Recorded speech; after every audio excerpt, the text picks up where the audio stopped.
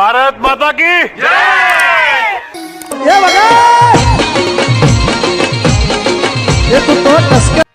વિશ્વનો માણસ પથ્થર હૃદયનો મળ્યો છે થાવા, જ્યારે ભારત જ દાદા એક એવું છે કે પથ્થરમાં પ્રાણ પૂરીને પ્રતિષ્ઠા કરી શકતો હોય તો એ ભારત દેશ કરી શકે। આ દેશમાં આ દેશ એક જ એવો છે, ભારત વર્ષ જ એક એવું છે કે એની પાસે વેદ છે, એની પાસે યજ્ઞ છે।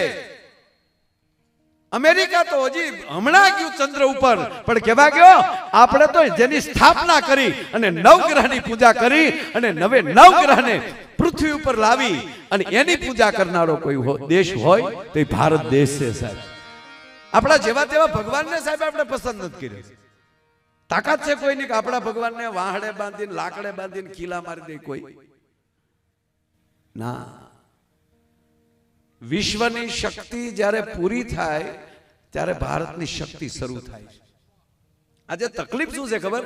કોઈ પણ વક્તા, કોઈ પણ મોટિવેશન દેનારો માણસ, જીતુભાઈ કોઈ બોલતું હોય, અમારે એક બહુ જૂના અમારા તબલસી મંચ ઉપર બેઠા જીતુભાઈ સોની, એને તાળીના ગળાથી વધાવો। વર્ષો સુધી નિરંજન દાદા સાથે વગાડ્યું, મારે બહુ નથી વગાડ્યું, પણ જ્યારે જ્યારે અમે ભેગા થયા છે ત્યારે અલગ વગાડ્યું છે માણસ। એની દાદા હું પછી વાત કરી, આપણે તેથી એકલા બેઠા હતા જે હવાણ કરી ને એમાંથી કોઈ બીજી એવી હવાણ હોય તો આ જીતુભાઈ સોની જેતપુર, આ બધા જૂના ઘરેણા છે મૂળભાઈ સાહેબ, અમારા વડીલો છે, ભલે તબલું છે પણ સ્ટેજનું અમારા માટે એ પૂંજની વ્યક્તિ છે, અમારા માટે એવડી ઉંમર છે કે એને કેટલા ભજનો સાથે એમ કહેવાય તબલું વગાડ્યું।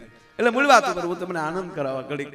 અને સાહેબ આપે અત્યારે એટલા બધા પ્રવાસમાં છો, અમે રસ્તે આવ્યા ત્યારે સરવૈયા સાહેબ કહેતા હતા કે આ વિસ્તાર જે છે અને આની ઠેઠ દ્વારકા સુધી, બાપુ કાલે પણ માધવપુરના મેળામાં મારો કાર્યક્રમ હતો અને સાહેબ જ્યારથી આ ક્ષેત્ર સંભાળ્યું છે ત્યારથી આ ગુજરાતનું એક પણ ધામ એવું નથી કે એ ધામની અંદર ઉત્સવ નો થતો હોય। મૂળભાઈને એકવાર જોરદાર તાળીના ગળાથી વધાવો। બાપુ માધવપુરના મેળાની ગરિમા વધી ગઈ, કેવડું મોટું કાર્ય, કેટલા અધિકારીઓ ઉભા પગે રહી અને જબરજસ્ત માધવપુરના મેળાનું।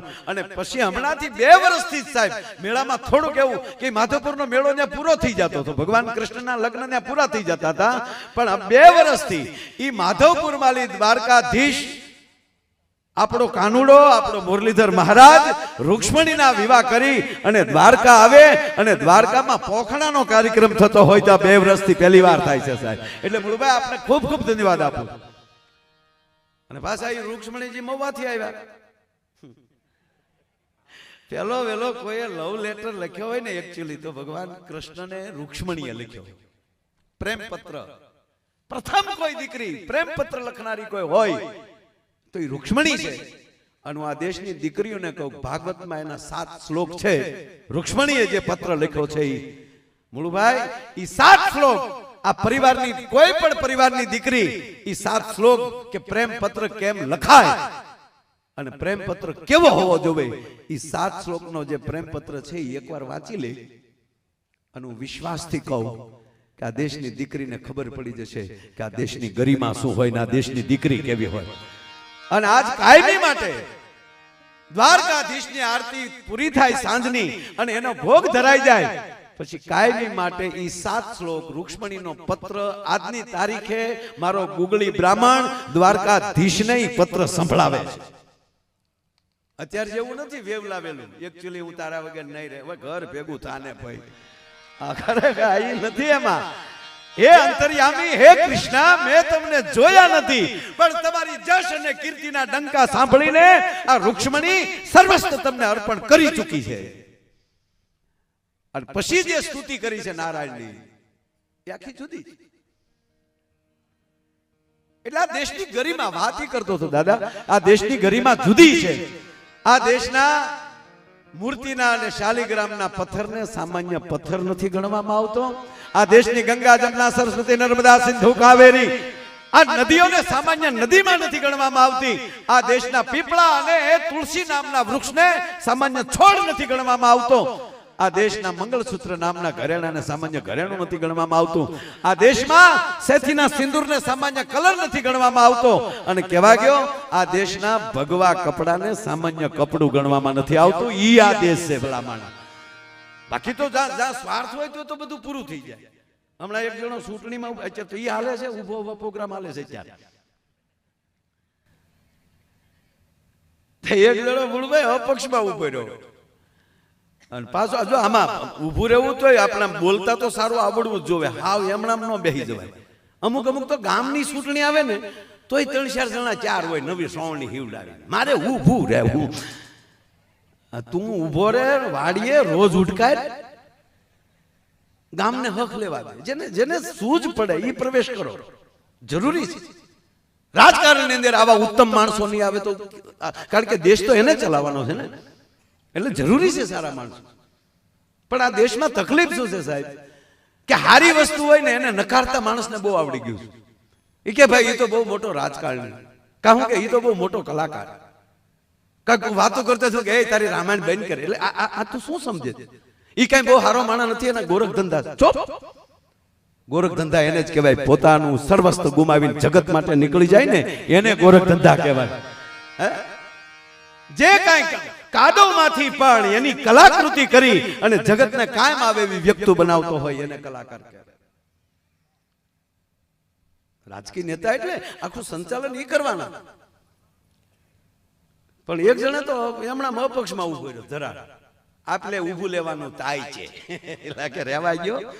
અને પછી તો એને એક ખબર કે બધું સારું સારું બોલવાનું, એટલે એનું ભાષણ હાલતું હતું. મિત્રો કાંઈ પણ પ્લચ ન હોય કેજો, કાલી લાચે નો ઉભો લઉં તો મારું નામ ગુગલું નહીં. બોલો શું પ્લચ ના છે? એક જણો ઉભો થઈને કે તમારા બાપાના દાઢીના 2 રૂપિયા બાકી છે ભાઈ.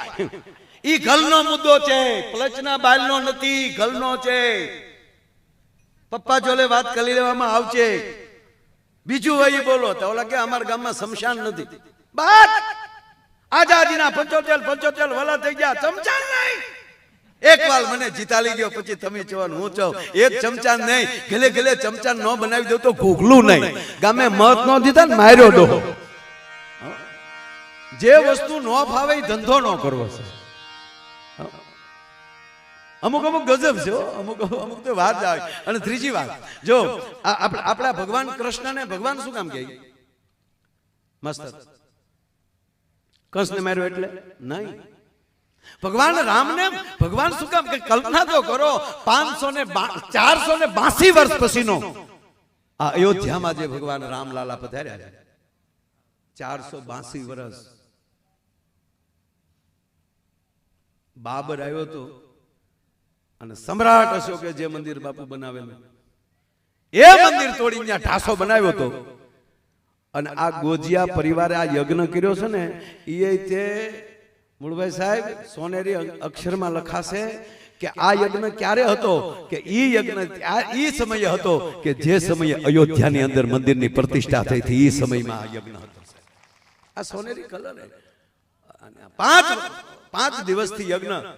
અને સમસ્ત ગોજિયા પરિવાર બાપુ 750 વર્ષથી જે પિતૃઓને આજે 750 વર્ષથી તમામ પિતૃઓને મોક્ષ મળ્યો છે. આ તમારા એકલા ગોજિયા પરિવારને નહીં, આ યજ્ઞનો ધુવાડો જેટલા ગામમાં જેટલા સમાજમાં ગયો હશે ને એ તમામના પિતૃને મોક્ષ હોય, એમાં કોઈ શંકાને સ્થાન નથી. ભગવાન રામનો એક પ્રસંગ છે સાહેબ. આ ગોજિયા પરિવારનો પ્રસંગ લીધો એટલે કહું છું ભીખુભાઈ. ભગવાન રામને ખબર પડ્યા, સમાચાર મળ્યા, મહારાજ દશરથે વિદાય લઈ લીધી, પિતાએ વિદાય લઈ લીધી. સાહેબ ઈ માણસે તર્પણ કર્યું હતું, એને પિંડદાન કર્યા. અહીંયા તમે જે કેટલાના પિંડ આપ્યા છે આ યજ્ઞમાં 21,000 પિતૃઓને પિંડ અપાણા છે આ યજ્ઞમાં. તમે કલ્પના તો કરો સાહેબ, તાળીઓથી બતાવો. આ જેવી તેવીના પ્રથમ ઘટના છે. મારી સાંભળણીમાં પ્રથમ ઘટના છે, મારી જાણમાં. સાંભળણ નહીં, મારી જાણમાં. બીજે બન્યું હોય તો મને ખબર નથી. પણ એક સાથે 21,000 પિતૃઓને પિંડદાન દેવાય એટલે અયોધ્યાનો ઘટના. મહારાજ દશરથની વિદાય, વનમાં રહેલા ભગવાન રામને સમાચાર મળ્યા અને જ્યારે ભગવાન રામે પિંડદાન આપ્યા છે આ ઘણા જે દોડડાયાથી અમુક વાતો કરે કારજ બારજ ન કરાય, એટલે તો બાપુજી ગુજરી જાય, પોઠિયો ગુજરી જાય, એમાં કઈ ફેર જ નહીં ભાઈ. ના, સુધારા કરવા જેવા ઘણા બધા છે, કરાવો, પણ તમારી પરંપરા તૂટે, તમારો ધર્મ તૂટે, તમારી સામાજિક વસ્તુ તૂટે, એ કોઈ દી ન કરતા. રામ જો પિંડદાન દેતા હોય એ તો બ્રહ્મ છે, પણ એને પાત્ર ભજવું છે માણસનું. તો ભગવાન રામ એમાં છે પ્રસંગ શાસ્ત્રી દાદા મહેશ દાદા કે ભગવાન રામ જ્યારે પિંડદાન અર્પણ કરે છે, પિંડદાન દેવા માટે ભગવાન રામે જેમ કહેવાય કે નદીની અંદર જે આમ લાંબો હાથ કર્યો તો કહેવાય કે એક હારે હજારો હાથ બહાર નીકળ્યા. અને પ્રશ્ન કરવામાં આવ્યો, હે રઘુવંશીઓ, હે સૂર્યવંશીઓ, આજ ભગવાન રામ પિંડદાન કરી રહ્યા છે, તો હે પિતૃઓ, તમને અત્યાર સુધી કોઈ પિંડદાન નથી કર્યા? તમને તર્પણ નથી થયું? ત્યારે એક હારે હજાર જવાબ આવ્યા હતા કે દર વખતે થયા જ છે, કોઈનું તર્પણ બાકી નહોતું, પણ અમે તર્પણ સ્વીકાર્યું નહોતું. કે કેમ? તાકે અમને અમારા ભજન ઉપર, અમને અમારી ખાનદાની ઉપર અને અમને અમારી પરંપરા ઉપર ભરોસો હતો કે એક દી રામ અમારા કુળમાં જન્મ લેશે ને, તેથી ઈ તર્પણ કરશે ને, તેથી એના હાથે તૃપ્ત થવું છે, એટલે રામની રાહે હતા, એટલે અમે તર્પણ નહોતા. તેમ કહેવાય ગયો.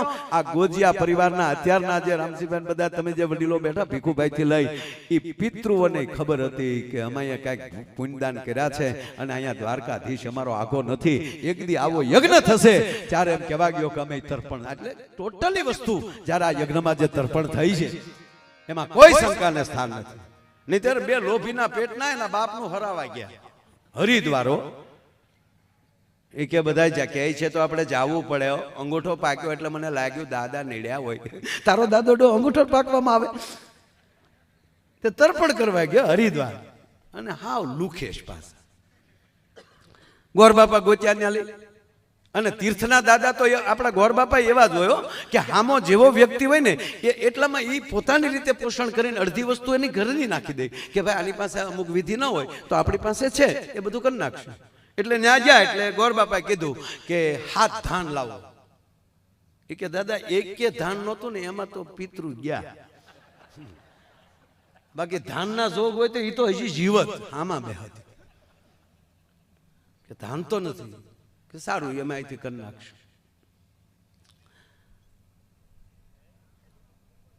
એટલી વસ્તુ કે દાદા એ કાંઈ નથી, તમારી પાસે જે હોય કે કળશ લાવો, કે એ કઈ લોટ કે પાણી પીતા એમાં કળશ હોવો ક્યાંય દાદા. એટલે પછી ગોરબાપાએ દાદા જે કીધું ને એ રીતે પછી ગંગાના ઘાટે જ બેઠેલા, એટલે ગંગાજળ આવી જાય પછી તો હું ઘટે કાંઈ. એટલે પવિત્ર એક શ્લોકોથી અને મનથી, મન પૂજા કરાવીને, માનસિક પૂજા કરાવીને વ્યવસ્થિત એના પિતૃઓનું તર્પણ કરાવી નાખ્યું. ધોત્યાય દાદા આપ્યા. આ તો ઉભા વાહડાથી જ ગયેલા. અને પછી બે ટ્રેનમાં આવતા હતા, બે ભાઈઓ તમાકુ સળતા સળતા કે મોટા કા ભૂદેવ બહુ હારા હતા. કે હા હો મોટા ભાઈ, ભૂદેવે આપણું રાખ્યું બહુ. આપણે જેમ કીધું ને એમ ગોરબાપાએ કર્યો. તો ઓલો નાનો કે ભૂદેવે રાખ્યું એટલું નહીં મોટા ભાઈ, હામું આપણે રાખ્યું હો. કઈ એકલું ભૂદેવે નહીં, હામું આપણે રાખ્યું. તાકે આપણે શું રાખ્યું? તાકે એના બે ધોત્યા શીખતા આવ્યા એ રાખ્યા આપણે, એના બે ટબુડિયું લેતા આવ્યા. હવે હામેલી ગોરબાપાના સરળ પગલા લેતા આવે એ શું કરે કયો લ્યો. પણ મૂળ વાત એ કરતો હતો સાહેબ કે પરદેશમાં તમે જાઓ અને કોઈ વક્તા જો એમ કહેવાય કે કઈક બોલતો હોય તો વાતમાં વચ્ચે અંગ્રેજી બોલે તો એને આપણે વીઆઈપી કહીએ. સાહેબ ભવિષ્ય આ દેશનું એવું હોવું જોઈએ કે વાતમાં એ વક્તા કહેવાય કે સંસ્કૃત બોલતો જવો જોઈએ, ત્યારે એ ભારતનો પરિચય કહેવાય. વાતમાં અંગ્રેજી બોલે એનો હું ટીકા નથી કરતો, અંગ્રેજી સ્વીકારો, પ્રણામ. પણ પાછું થાય છે શું મૂળભાઈ કે એ વાતમાં એમ કહે કે હું નથી કહેતો અંગ્રેજ, આપણે અમેરિકાના ફલાણા લેખકે લખ્યું છે, અમેરિકાના વૈજ્ઞાનિકોએ સાબિત કર્યું છે, એટલે આપણે શું કહે તો હા શું તો. હવે અમેરિકાનો જન્મ છે કેટલા વર્ષે? અમેરિકા જન્મ્યું કેટલા વર્ષે માસ્તર? 750. તુલસીદાસજી કરતા અમેરિકું નાનું છે. અમેરિકાનો જન્મ જ 650 વર્ષ પહેલા થયો છે, 800 વર્ષ પહેલા ગોતાણું છે. પછી એનો મેપ લેવા કોણ નીકળ્યો? બધા વૈજ્ઞાનિકના મારી પાસે નામ છે, એકલા આવજો.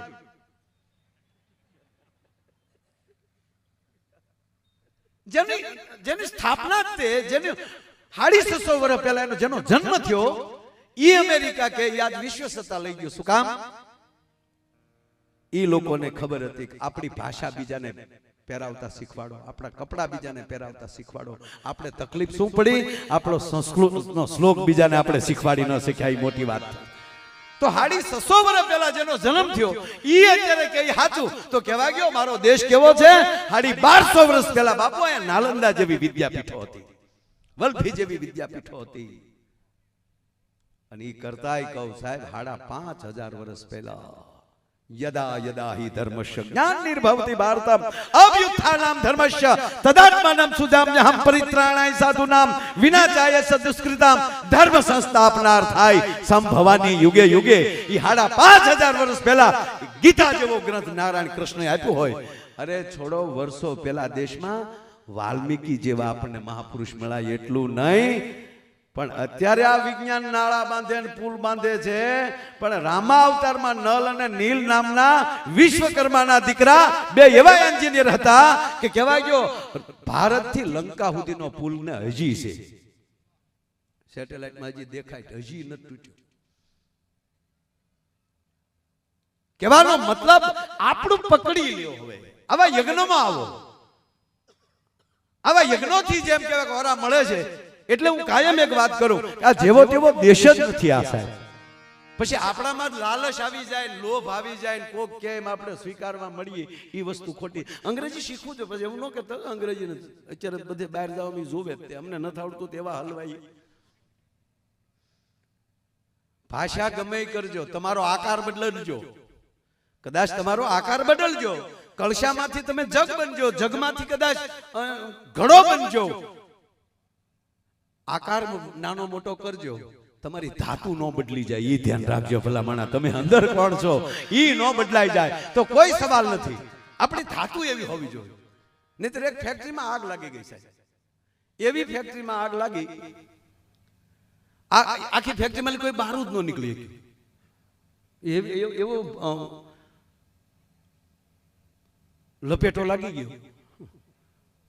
ફાયર એટલું બધું જોરદાર થઈ ગયું ને કોઈ બારૂદ ન નીકળે. આખી ફેક્ટરી ભડતું, અંદર 150-200 જે હોય, કોઈ બારૂદ ન નીકળ્યો. મોટો ભાઈ હોબાળો થઈ ગયો.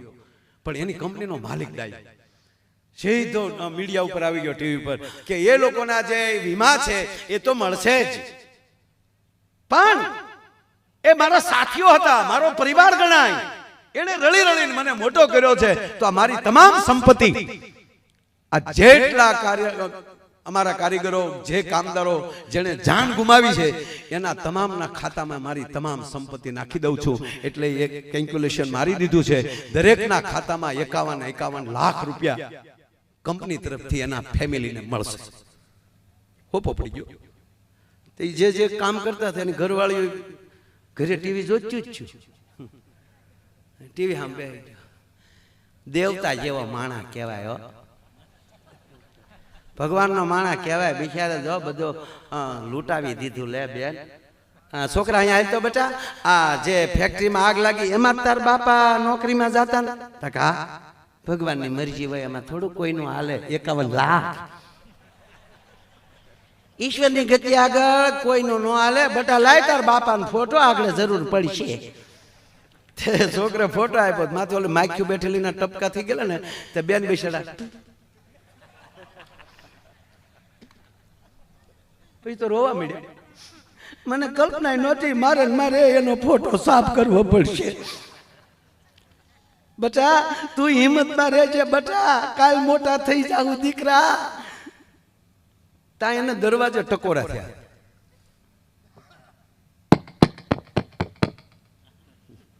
આમ ટકોરો થયો ને તો બેને દરવાજો ખોલ્યો, તો ઘૂઘુ સામો ઉભેલો ને માવો સોળે. તો બેન ટક્કર લઈ ગયા કે આ ક્યાં થયા? તેનો પતિ કે હું છે શું સામું જોઈશ? તમારી ફેક્ટરીમાં આગ નથી લાગી કે ભડકો થઈ ગયો? સમાચારમાં તો આવે કોઈ નથી બસ્યું, કોઈ બસ્યું જ કેવું? તા તો બાઈને હેવડો પડ્યો, કોઈ બસ્યું નથી. એ કે તો માળો ભૂત થઈને પદ્માને મળવા જ નહીં આવ્યો હોય ને, એટલે એ બેનનું નામ પદ્મા હતું એમ. આ તરત પાછું તરત ખબર પડી કે મેરા ભેગું તો ભૂત ન થાય. કે તો ખરેખર તમે છો? તા કા હું જ છું. પણ તમે કહો છો કોઈ નથી બચ્યું, તો તમે કેમ બચ્યા? તા કે હું માવો લેવા બહાર ગયો હતો. અને પછી મૂળભાઈ જે બાઈ ખીજાણી છે, હું કેતું નહીં કહું વ્યસન વાળી બહાર નીકળો, પણ મૂકવું જ નથી, કારણ કે માવો 51 લાખ નો જો સાહેબ. વીમો તો નોખો, આને પ્રેમ ન કહેવાય. પણ મારે કેવું છે કે જેવો તેવો સાહેબ ભગવાન નથી પસંદ કર્યો આ દેશે. અને કેવો પસંદ કર્યો છે કે ઈસાવ સુવાલો નથી આ રાજોયા ભારતે કાયર દે. બહુ છે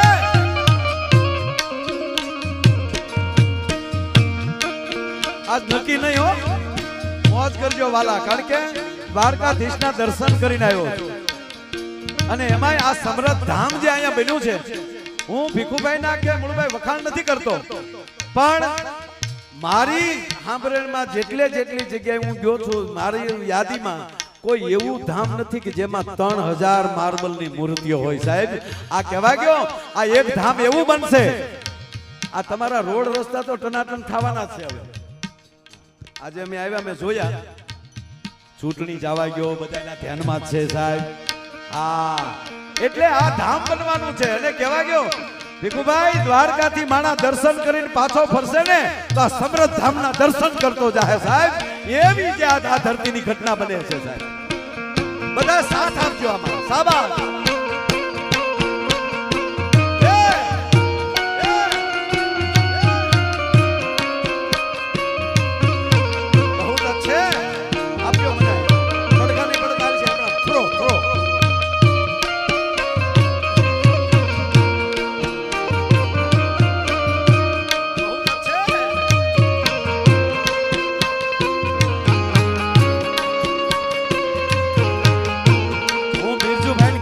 અમારું તો ઘર કહેવાય, તું આજ અમારો મહેમાન છો વાલા. એકવાર બિરજુ બારોટને તાળીઓથી બતાવો સાહેબ. એક એવો માઢુડો કલાકાર આ ધરતીને મળ્યો છે, આપણા દેશને મળ્યો છે. વાહ.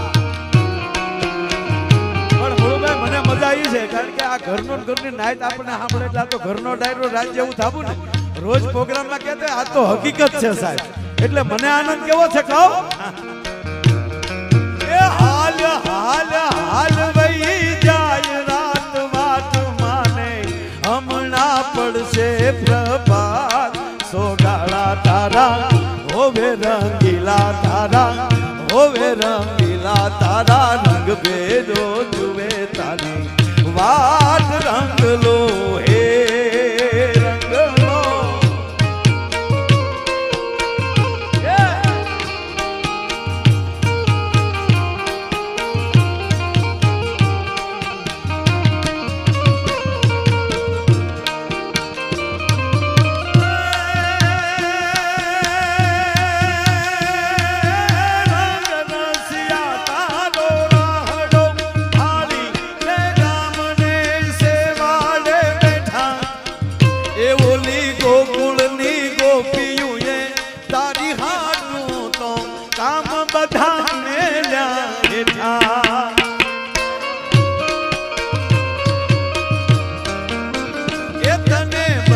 તારી જશોદામાં જોગાળા તારા, હોવે રંગીલા તારા, હોવે સબીલા તારા, રંગ ભેદો જુએ તારી વાત, રંગ લો એ રંગ લો. જાનું કાળાંદરી ને ઘાટ, જોગાળા તારા, હોવે સબીલા તારા, હોવે રંગીલા તારા, રંગ ભેદો જુએ તારી.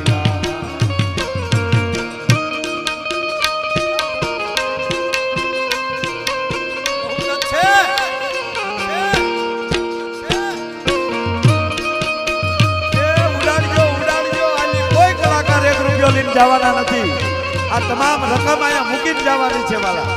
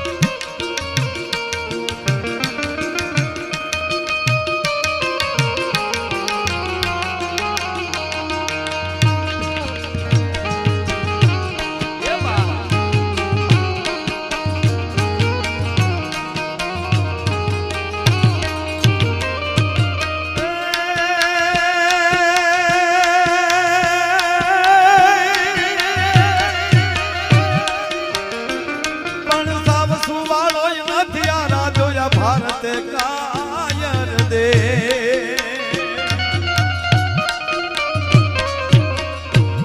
પણ સાવ સુવાળો નથી આ રાધોયા ભારતે કાયર દેવ રે બાપ ભારતે કાયર દે ધારી ત્રિશુળ ધારી મારો ચક્રધારી વાસુદેવ ધીંગાણા ના ધૂપ લીધા છે ગીતાના પાઠ કીધા છે ધીંગાણા ના ધૂપ લીધા છે ગીતાના પાઠ કીધા છે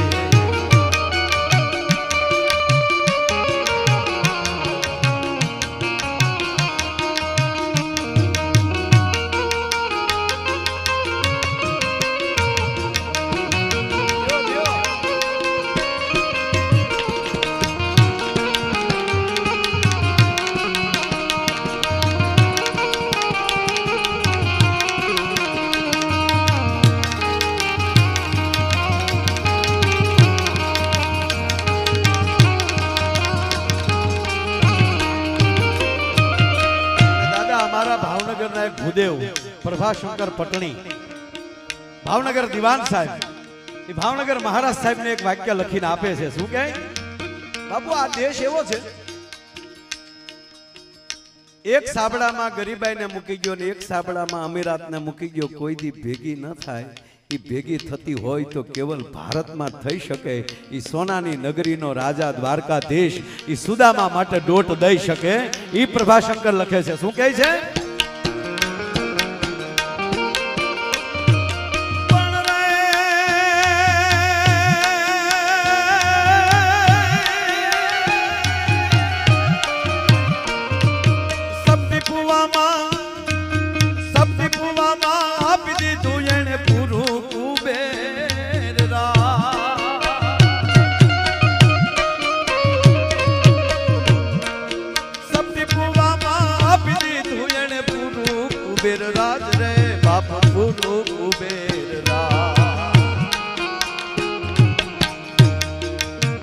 મિત્ર બનુ તો બનુ એવો સુદામાને માધવા જેવો મિત્ર બનુ તો બનુ એવો સુદામાને માધવા જેવો મિત્ર બનુ તો બનુ એવો સુદામાને સાવ સુવાળો નથી આ રાજો આ ભારતે કાયર દેવ તેગધારી ત્રિશુળ ધારી સેટિંગ કરજો આમ હું બોલી લઉં પછી આવે આમ હોય છે જ એમ જ ખાલી શું કહેવાય આંખી વાડા જ કાન હોય હા મેળવવું ની જ મજા છે જીવનમાં આ જ છે જીવન મળી જાય તો જ મેળ આવે આપણે એમ કહે ને કે મેળવી લેજો એટલે આ પૈસા મેળવવાની વાત નથી એકાબીજીની સાથે મિત્રતા મેળવી લેજો પરિવાર સાથે પરિવાર મેળવી લેજો પણ આજ મને લાગે છે આ ગોજિયા પરિવારે સમગ્ર પરિવારનું મેળવી લીધું સાહેબ આ યજ્ઞો દ્વારા આખા પરિવારની પેઢીઓનું મેળવી લીધું સાહેબ આ દેશના આવા વૈદિક બ્રાહ્મણોના મુખેથી ફરીવાર કહું કે જ્યારે યજ્ઞ નારાયણની જ્યારે આહુતિઓ દેવાતી હોય આહુતિ દાદા પહેલા ઈ જ માણાને શીખવે જાતું કરતા અને બીજાને દેતા શીખવે સ્વાહા કરતા શીખવાડે સ્વાહા દેવી ઈ ભગવતી કોઈ પણ ની આહુતિ લઈ એટલે યજ્ઞમાં બેઠેલો માણસ ઈ આહુતિ જે આપે છે ઈ પહેલા ઈ જ શીખવાડે છે કે જતું કેમ કરવું બીજાને દેવું કેમ પોતાનું જીવન ધર્મ માટે હોમી કેમ દેવું આ યજ્ઞ આ શીખવાડે આ ઘણા એમ કે આવડા હું કામ હવનમાં આવા ધુવાડા કર નથી આ ઘણાના વીડિયા આવે મૂળભાઈ મને કાળ સળ પણ હવે નાનો માણસ આપણે કઈ કહેવાય તો નહીં વીડિયા મૂકે કે આ લોકો જે હવનમાં જે લાકડા નાખે અને ઘી નાખીને ધુવાડા કરે છે એટલા ગરીબોને દેતા હોય તો ત્યાં તારી પેઢીમાં કેટલાકને ગરીબને આપ્યું ગાંડા ગરીબને દેતા આવડ્યું છે ને એને જ આહુતિ દેતા આવડ્યું છે બીજાને નથી આવડ્યું છે કા આપણા ભગવાન ભોળાનાથ ઉપર શું કામ દૂધ ચડાવે છે એટલું ગરીબોને દેતા હોય તો તું ગૌમુખી જીન પી જાને બેઠો બેઠો નહીં ખબર નહીં ગમે ને સનાતન માટે કોઈ પણ બોલી શકે બોલો કોને એને પીળો પટ્ટો આપ્યો એને ગોતું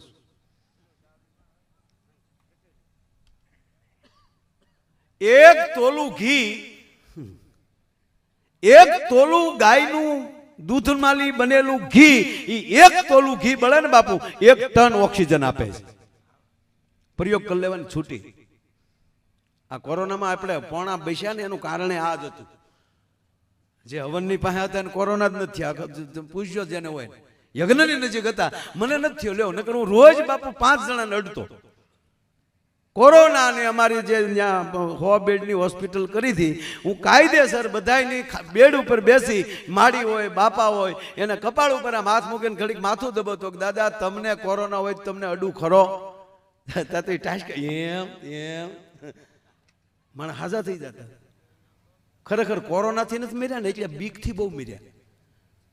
અમુક તો હાવ કાયર ખાલી રિપોર્ટ આવ્યા ને ડોક્ટર એમ કહે ને કે એકચ્યુઅલી તમને કોરોના છે. મને કો એટલું જ બોલો. રોણા તો ન્યા જીન બોલ્યો. બોલો ગજબ ગજબ થયું. પણ મુળુભાઈ આવું જયારે આવે છે ને, મારી ભાષામાં કહું તેને બ્લેક હોલ કહેવામાં આવે. આ કોરોના મરકી જે તે સમય આવ્યું છે, જ્યારે આપણને અભિમાન આવી જાય ને કે અમે 10 ભાઈઓ છે, કોના બાપની તાકાત અમારે સામું જોઈએ કે અમારી પાસે એટલો રૂપિયો છે, કોની તાકાત અમારું નામ કોઈ લઈ શકે, ત્યારે ઈશ્વર આવો બ્લેક હોલ આપે છે કે લે ભાઈઓનું તને તાકાત હતી ને, આવ્યો કોઈ ખબર કાઢવા, લે કાશમાંથી જોતા હતા દાદાજી જીવતા લાગે હો, હા હલે છે. અમુક તો વેન્ટિલેટરને આધારે હલતા હતા. આમાં ઘટા ઘટા ઘટા ના ના આ પાડે, આ ના પાડે તો મશીન હલાવે ડોવાને.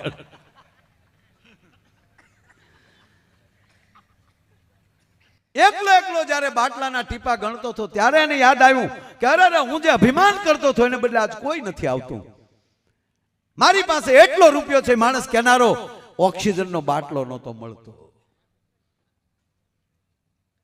આજે હવા લઈ છીએ આપણે, અત્યારે શ્વાસ લઈ છીએ, એ શ્વાસની કેટલી, હવાની કેટલી, ઓક્સિજનની કેટલી કિંમત છે એ બાટલા ઓક્સિજનના નહોતા મળતા ત્યારે ખબર પડી.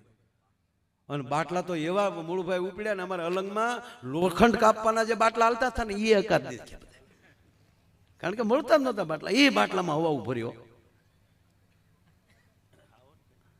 ઓલો ભાઈ એના બાપાના ખબર કાઢવા જતો હતો હોસ્પિટલે, તો એનો ટપુડીઓ હારે થયો, પપ્પા પપ્પા મારે પણ દાદાને જોવા છે.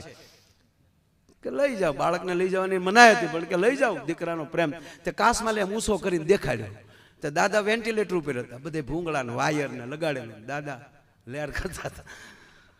ઘરે આવીને દાદીમાએ પૂછ્યું, બેટા તાર દાદા શું કરતા હતા? સારસિંગમાં મૂક્યો હોય એવું લાગ્યું. એને એમ કે દાદાની બેટરી વહી ગઈ, દાદાને ચાર્જિંગમાં મૂક્યો. બોલો એવી પરિસ્થિતિ આવે ત્યારે દ્વારકાધીશ સામે આપણે કેટલા સમ ખાધા છે તમે કલ્પના યાદ કરો. હે દ્વારકાધીશ, અમે કચરો નહીં નાખીએ. આપણે 2 મહિના ઘરે રહ્યા સાહેબ, આકાશ ચોખ્ખું થઈ ગયું હતું, પૃથ્વી ચોખ્ખી થઈ ગઈ હતી. એના ઉપર ખબર પડી આપણે કેટલી ગોબરાયું કરીએ છીએ. આ બાબત હું અમેરિકાને વખાણ કરીશ. એ લોકો કોઈ દિવસ જાગતા વેત કરાગ્રે વસ્તે લક્ષ્મી નથી બોલતા, પણ ઈ આ છે ખરાબ કામ નથી કરતા. એ લોકો જાગીને પરવસ્તન મંડલે વિષ્ણુ પત્ની નમસ્તુભ્યમ પાદર ક્ષમસ્વમે, એ કોઈ દી માં પૃથ્વીને પગે નથી લાગતા, પણ ઈ માવો ખાઈને કોઈ દી પૃથ્વીમાં થૂકતા નથી. એમાં ગુણ છે ઈ કહીશું. એ નાતી વખતે ગંગા જમના સરસ્વતી નર્મદા સિંધુ કાવેરી તમામ નદીઓ મારા નાવાના જળમાં આવશો એ કહેતા નથી, પણ એ જળને ખરાબ કરતા નથી. એની નદીઓ, એ નદીઓમાં વહેતા નીરમાં એ કોઈ દિવસ કહેવાય ગયો કાગળનો ટુકડો ફેંકતા નથી.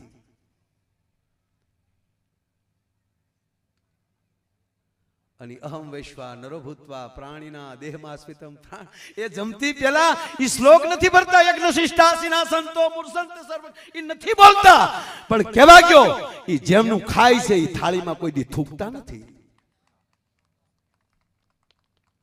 એટલે ઈ 600 વર્ષમાં વિશ્વ સત્તા લઈ શકે. આપણે જાગીએ કરાગ્રે વાચે લક્ષ્મી કરમૂલે સરસ્વતી, જાગીને છોકરાને મૂકી હેઠું બેહની લાતે તું કે છો કે આમાં લક્ષ્મી વસે છે, ગોવિંદ વસે છે, એનાથી તું નો કાઠલા પકડી કોકના. કહેવાનો મારો અર્થ આ બધું હવે આપણે કરવું પડશે. હું કાલ જ માધવપુરના મેળામાં હું બોલ્યો છું કે આ તમે જ્યાં જામનગર પટો દ્વારકાધીશની આજુબાજુ જેટલા છો સોમનાથ સુધી, એમાં આપણું મવાઈ આવી જાય, અમે આવી જાય ભેગા. આપણી પાસે માસ્તર સાહેબ જેવી તેવી જવાબદારી નથી. આ બેઠેલા મારા યુવાન ભાઈઓને તમારા દીકરા તરીકે કહું છું, પરદેશનો માણસ એરપોર્ટમાંથી ઉતરે છે ને જામનગર અને દ્વારકા આવવા આવે છે ને, એ પરદેશમાંથી સીધો આવે છે. એને ખબર નથી કે આ ભારતનું ગુજરાત કહેવાય, અથવા તો આ બરડો કહેવાય, આ હાલાર કહેવાય, આ ઓખો કહેવાય, આ ઘેડ કહેવાય. એને ખબર નથી. એ ડાયરેક્ટ તમને ભારતના નાગરિક તરીકે જોવે છે. અને તમારું જે વર્તન હશે ને એ વિશ્વમાં જઈને એના દેશમાં જેની વાત કરવાનો છે. એટલે મોટામાં મોટી જવાબદારી આપણી આવે છે. આપણે દ્વારકાધીશની નજીક છે ને ભાઈ. કોણ છે આથી માણસો દુનિયા જેને પગે લાગવા માટે સવારના 4 વાગ્યાના લાઈનમાં ઊભા હોય, એને બદલે તમે અમે તો તમારા દર્શન કરીએ ને, મારા અમે ધન્ય અનુભવ છે. શું કામ? તમે 2-3 દિવસે તો દ્વારકાધીશના ધરાર એમ કહેવાય કે એની ધજાના તો દર્શન ફરજિયાત કરતા હશો, તો તમે કેટલા ભાગશાળી છો. નગર એક બેન મંદિરે ગયા, ધડદીન બેલ વગેરે, હે ભગવાન હાથે હાથ ભવ મને આ પતિ આપજો. તો પતિ વાહે જ ઉભો હતો. જો ભગવાન આ ભવ પાછો હાથમાં જોવો જોવે. એટલે કેવું કંટાળી ગયું છે બોલો. પણ વાત એ કરતો હતો ભગવાન કૃષ્ણને ભગવાન શું કામ કહે છે? એને કંસ માર્યો એટલે ના. ભગવાન રામે રાવણને મારી નાખ્યા એટલે ભગવાન નહીં. એ ભગવાન ક્યારે કહેવાય કે જેને જતું કરતા આવડે છે. હાથમાં સુદર્શન ચક્ર ધારણ કરવાની જેનામાં તાકાત હોય, બ્રહ્માંડનો ગોળો તોડી નાખવાની તાકાત હોય, અને સતા શિશુપાલની હોહો ગાળ્યું સહન કરવાની તાકાત ધરાવે ને, ઈ કૃષ્ણ બની શકે. એમણામ ન બની શકાય સાહેબ. કોથળી પીધી નથી ને રોડે નીકળે વિયાવે એટલે હોય એટલે રહેવા દે. ભગવાન રામ શું કામ? મારે એક બે વાતો કરવી છે તમારે, કારણ કે માઇન્ડ હાથમાં આવ્યા છો. કેટલી સંખ્યા, બોળી સંખ્યા સાહેબ. જે રોડેલી નીકળી ત્યાં ટ્રાફિક સાહેબ. પૂછો તો સાહેબ ને કેટલું માણસો, અને દિવસે એટલું હામું એટલું મળતું હતું અને હજી એટલું હાલ્યું જ આવે. એટલે એકવાર આ ગોજિયા પરિવારને તાળીઓથી વધાવો સાહેબ. આ જે કામ કર્યું છે, બસ આવો મેળો કરો, હારે જમો, હારે ઉત્સવ કરો, બસ તૂટી જાઓ બીજાને ભેગા કરવા હાટુ. મોજ કરી લ્યો. અને હવે સાહેબ ને બેઠા વાત કરતા હતા, મેં કીધું આ 10-15 વર્ષમાં સાહેબ ધાર્મિકતા બહુ વધી છે બાપુ. હું તો આ વિદ્યાપીઠના તમામ આચાર્યોને કહું છું કે તમારા ભૂદેવના દીકરાને ભણાવી થાકી જાઓ. અમે એટલા યજ્ઞો ચાલુ કરાવીશું કે અમારો ભૂદેવ એક નવીરો ન રહેવો જોઈએ છે. મને બહુ ગમે છે. અમે આવા નાના ભૂદેવ. દાદા ઉભા થાવ તો દાદા રૂડો કેવા લાગે છે શાસ્ત્રી દાદા. આમ પાછો આમ ફરો, ઓલી કર ફરો. એ તાળીઓથી વધાવો. આ હાવ નવા નકોર ભૂદેવ કશ્યપ દાદાના ચરણોમાં પ્રણામ. એટલે પગે લાગ્યો. મેં કીધું હાથ તો મૂકો યાર માથા ઉપર. દાદા 1 મિનિટ આવો ના. કશ્યપ દાદા આવો, પછી મારે તમને દાંત કઢાવીને ગોટા વળવી દેવા. પણ દાદા આવો આ બાજુ. હા અરે એક ગોર દાદા તમને કહું ફેરા ફરવતા હતા. આપણે ગામડાના દાદા, ભલે દાદા આપણે તેથી અમારે સંસ્કૃત વિદ્યાપીઠમાં અમારા ભૂદેવો ભણ્યા નથી, પણ દ્વારકાધીશનું વચન છે કે મારા દેશનો ભૂદેવ જેને ડાબે ખંભે જનોય હોય એના મોઢામાંથી જે નીકળે વેદ જ નીકળતો હોય છે. એટલે અમારો વરરાજો ફેરા ફરતો હતો ને ગોર બાપા ઉભેલા કંકાવટીને ચોખા લે. ઓમ શુભ લગ્ન મંડપ જય. વરરાજાના પગમાં લિંગ, બૂટ મોજા કાઢીને વરરાજાના જમણા પગનો અંગૂઠો ખેતરપાળને અડાડો. અણવર કાલ્યો ગોર દાદા 100 રૂપિયા તમારો અંગૂઠો અડાડી ગયો. ભલે આમ તો કે હું મૂળુભાઈ બે હાઠુભાઈ છે. અમે બે એક જ શોરૂમમાં છીએ.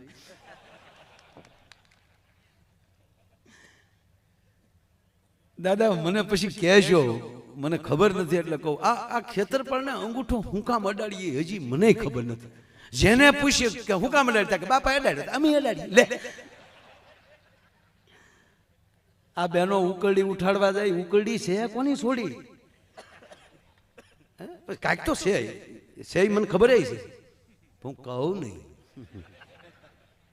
અમુક વસ્તુ એટલે સારી વસ્તુ છે, બહુ સરસ વસ્તુ છે. એ કોક દી મને એકલા મળજો, ખરેખર કે બહુ સરસ. પણ આયા ગોર દાદા ઉભેલા હાથમાં કંકાવટીને ચોખા લઈને ઓમ શુભ લગ્ન મંડપ જય. તમારા લગ્નમાં મારો ડાયરો રાખજો. એ તો મેં હમણાં ગોર દાદા હતા ને, મેં કીધું દાદા લગ્ન કરવાના હતા કે નહીં, હમણાં લગ્ન નહીં કરવા. મેં કીધું મૂછનો દોરો ફૂટે પછી પૂછાય. સમય એને ખબર હોય ને, અત્યારે એને ભણવાની ખબર હોય. એટલે મારે એની પાસે એક શ્લોક બોલાવો.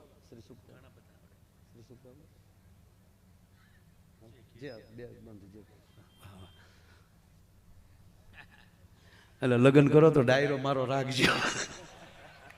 એટલે અહીંયા ગોર દાદા ટૂંકમાં એક ઉપાડી એટલે વાત કીધું. ગોર દાદા હાથમાં કંકાવટેલું ઉભેલા, વરરાજાના પગમાલી બૂટમો જા કાઢી નહીં, વરરાજાના જમણા પગનો અંગૂઠો ખેતરપાળને અડાડો. ગોર દાદાને કીધું ગાલ્યો દાદા બીજા બસો.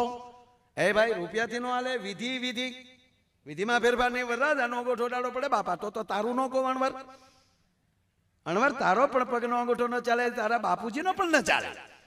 વરરાજાનો જ અંગૂઠો ચલાવવો પડે કે ગોર દાદા આલ્યો બીજા બસો પડી મુદ્દો રહેવા ગયો. ગોર દાદા કે પણ છે હું બીજું કાંઈ નથી દાદા, અમે હજી સુધી વેવાઈને નથી ખબર પડવા દીધી, તમે ખેતરપાળને હું કામ ખબર પાડવા માંગો છો? ગોર દાદા તોય ન સમજાવ. નહીં ભાઈ ચોખવટ કરો. ચોખવટ એટલે અંગૂઠો જ નથી. આ પગ બૂટ મોજામાં છે ત્યાં સુધી જ રૂડો છે બાપા.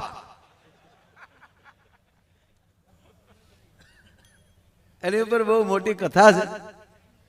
અંગૂઠો હું કામ આપણે કાઢવો પડે એ બહુ મોટી વાત છે. એમાં અત્યારે નથી જવું, કારણ કે 5 કલાક થાય. એના માટે આપણે એક દી કથા રાખવી પડે. ખેતરપાળને અંગૂઠો છુકામ અડાડીએ છીએ, એની ભવ્ય કથાનું આયોજન વક્તા માયાભાઈ આહિર. આવું કઈ છે નહીં હો, આ તો કહું તમને ખાલી. પણ આ દેશનું ઘરેણું, આ દેશની ગરિમા, આ દેશનો શણગાર, આ દેશનો વેદ, આ દેશના ઉપનિષદ, આ દેશના શાસ્ત્રો, આ દેશની કથાઓ, આ દેશની વાર્તાઓ, આ દેશના દ્રષ્ટાંતો અને કહેવા ગયો આ દેશના દાંપત્ય જીવનો, એ આ દેશનો શણગાર છે સાહેબ. આ દેશનો શણગાર શું? આ દેશના દાંપત્ય જીવન. અને એવા ભૂદેવ અહીંયા બેઠા છે બાળેટા, એને વિનંતી કરું કે એક એવો શ્લોક આ તમે યજ્ઞમાં તો મોજ કરાવો છો, પણ એકવાર આ દાદા બોલે ત્યાં સુધી બધાએ ટટ્ટાર બેસી આંખો બંધ કરી દ્વારકાધીશની મૂર્તિને નજર સામે કેન્દ્રિત કરવાની છે. 1 મિનિટ આવું કરવાનું છે સાહેબ. બધાને મારા કરબદ્ધ પ્રાર્થના, એક સાથે એટલી વ્યક્તિ ધ્યાનમાં બેસી જાય, દ્વારકાધીશને સીતમાં લઈ લે સાહેબ, કેવડી મોટી વસ્તુ બને કલ્પના તો કરો. દાદાને જે શ્રી સુક્ત એમાં આવી જાય. વિશ્વ ગામમાં એક ભાભો હોય એટલે ડોશી હોય જ, કારણ કે ડોશી વગરનો કોઈ દી ભાભો છો ન હોય. બહુ સરસ પ્રસંગ આવ્યો માસ્તર મગજમાં.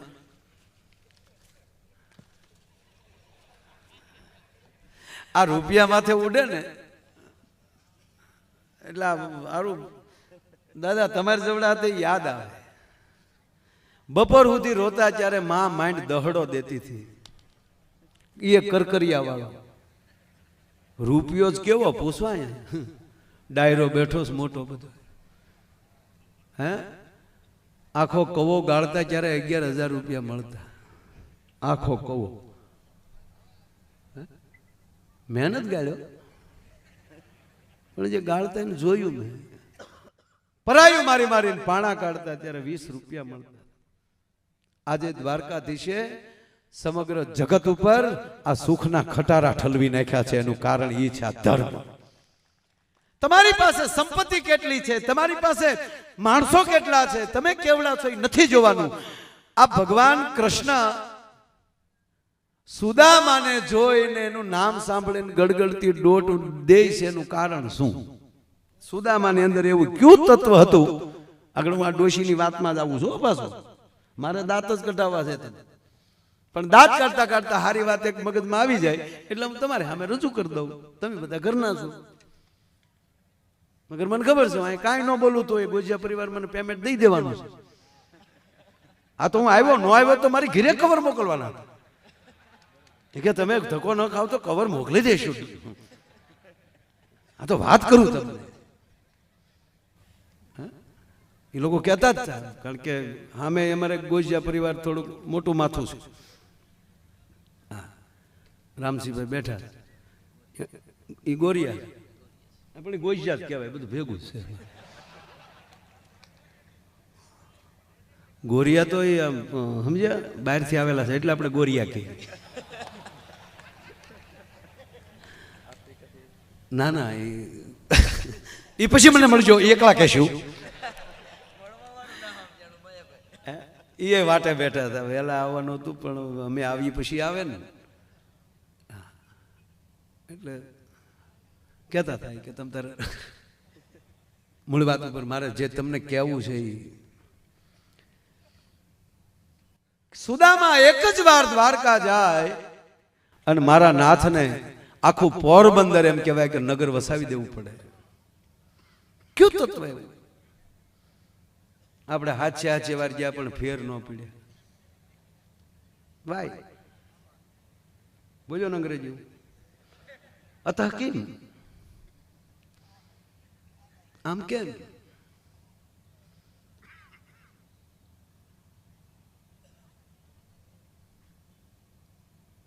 સુદામાની અંદર એક જ તત્વ હતું, એમાં ઈર્ષા નહોતી. બીજાનું જોઈને એને હરખ થતો હતો. કૃષ્ણના વખાણ સાંભળ્યા રસ્તે કે જ્યારથી દ્વારકાનો રાજા કૃષ્ણ બન્યા છે ત્યારથી એ મારો બાપલ્યો લીલા લહેર ઈ પોરહ ચડ્યો એને હારે ભણવા વાળાનો. અને આપણા હારે ભણવા વાળાના વખાણ સાંભળ્યા હોય કે ફલાણા ભાઈ તો એ સુરતમાં મુંબઈમાં પરદેશમાં એ મોટી પેઢીઓ નાખી અને એવડી ઓફિસો બની, એટલા માણસો એના કામ કરે, તો આપણે ગામના બેઠા બેઠા કે આયલી કેમ નીકળે આપણે બજી ખબર છે. એટલું કરે છે ને એટલે ઈ એના ગામ બહાર નથી નીકળ્યો. એમાં એક જ એવો અવગુણ છે કે બીજાની પ્રગતિ નથી સ્વીકારી શકતો. જેમાં ઈર્ષા આવશે એને કૃષ્ણ કોઈથી સાથ નહીં આપે.